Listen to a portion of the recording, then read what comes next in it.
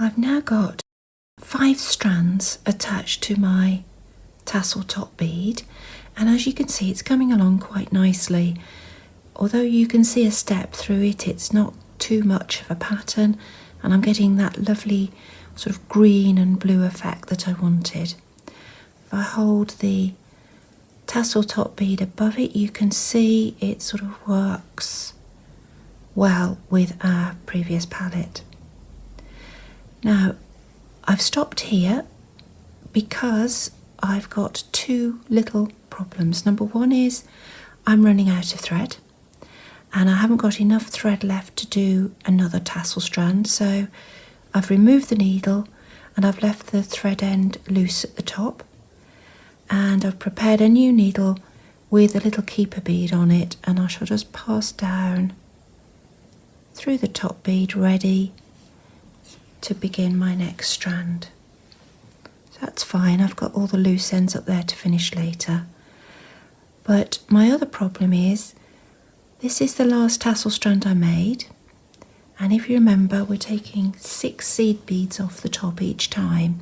So if I take 6 off here, it's 2, 4, 6. It leaves me with just 2 seed beads, and then I've got a bugle.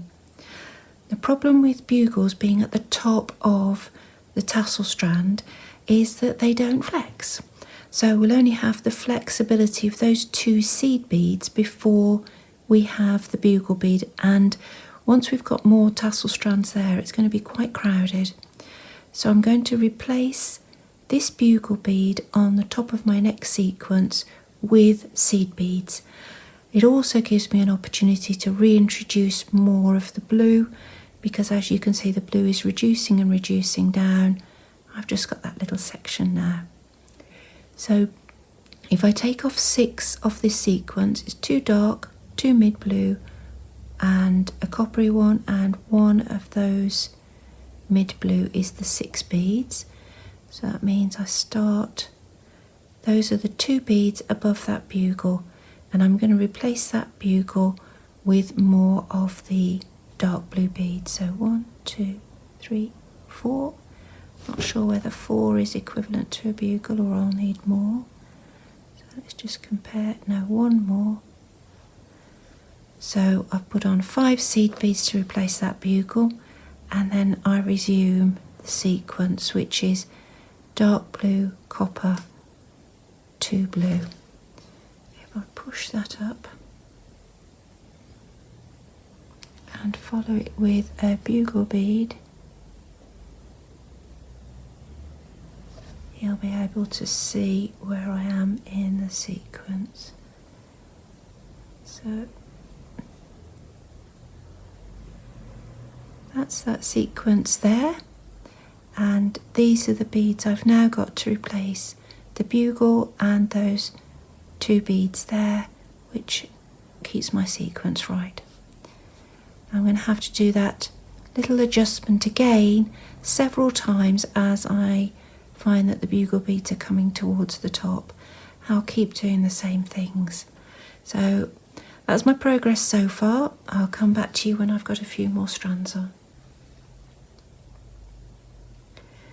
Okay, I've added 11 strands, and as you can see we've graded them through the weight beads at the bottom up to a more bluey top section.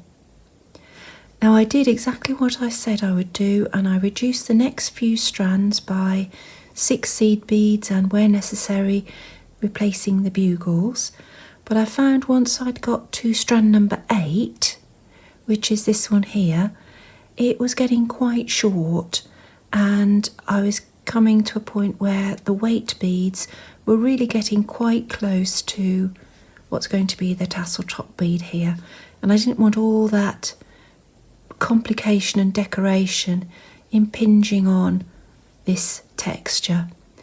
So instead of getting shorter and shorter, what I actually did was went back and added in a couple of longer strands again. So I went to the second but one longest strand, and I made one just 3 beads shorter than that, and then I made one 3 beads shorter than the next one and 3 beads shorter than the next one. So I've ended up with slightly longer tassel strands than I intended for the last 3, but it's given me a nice amount of weight near the bottom. And I think if you're doing a graduated tassel set like this, you need to be aware of making the tassel strands themselves too short, because this design starts to interfere with this design. We need that bit of separation. Right, I've now got all of these thread ends. I've got a keeper bead still attached to my last thread that I added, so I'm going to get rid of that. So if I put a needle in, I can just draw it off. And then I think I've probably got 6 thread ends. I've got 6 thread ends here that I need to finish off. Now what I'm actually going to do is separate them into 2 lots of 3. And because this finishing is not going to be seen, it's going to be up inside the bead, I don't have to be particularly conscious of hiding the main knot. So let's just divide this into 2 lots of 3.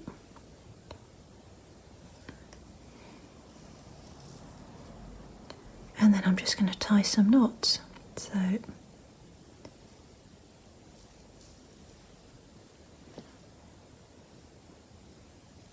of course complicated by the fact I've still got my needle attached to one of them.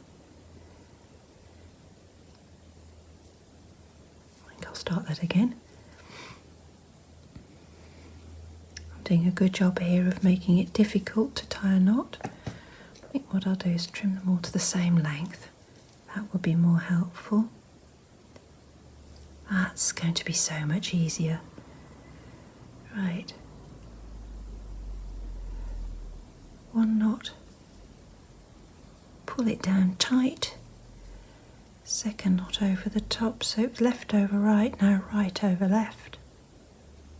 So we've got a reef knot because that's less likely to slip. And that will finish off securely all the threads, but I can't just trim the threads off against the knot.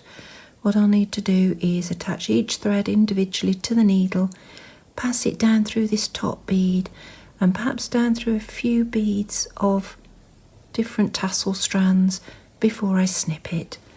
So let's retrieve my needle.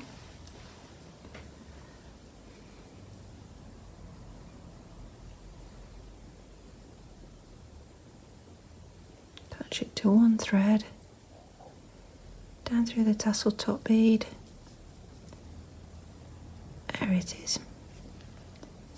Pull it through, and I'm going to pass down the top few beads of this tassel strand just to hide it properly before I trim.